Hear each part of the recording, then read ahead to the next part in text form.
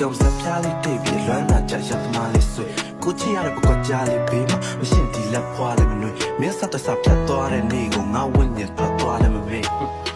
မင်းမရှိဘွားရှောင်းလန်းကျန်းတာမို့တင်းနှုတ်ထက်ကြောင်ကရန်လွမ်းတာမျိုးမင်းနှွေးတဲ့ရဖို့ဆိုမနှလုံးသားတစ်ခုလုံးလောင်ချမ်းစမ်းပွားလို့ပြောတဲ့ကောင်မင်းမာယာကြောက်ခွင်းနဲ့နောက်တစ်ခေါက်ပြန်ပြီးချောင်းဖန်းစမ်းမှာပြောမင်းသိလာတဲ့လိပ်ပြလေးဘယ်တော့မှမနာမဲ့ခေါင်ရမ်းပန်းဟာကိုခဏငါတော့လက်တော့တဘွားလုံးစားတေးကြမိနေတဲ့ကိုအလွန်မီးခွက်ထွရှာတဲ့သူအလွမ်းစိတ်ကိုပြန်မဖြစ်တာမိနေတဲ့ကိုမင်းစိတ်နဲ့ပဲတေးမှတေးနေတဲ့ကိုနာရီကိုပြန်ကျင်ညာမိနေတဲ့သူတယောက်တည်းကြည့်တဲ့ရုပ်ရှင်မှာခွန်ခွာပြီးသားတွေကြားစီတွေနဲ့ပို့လမ်းခွဲက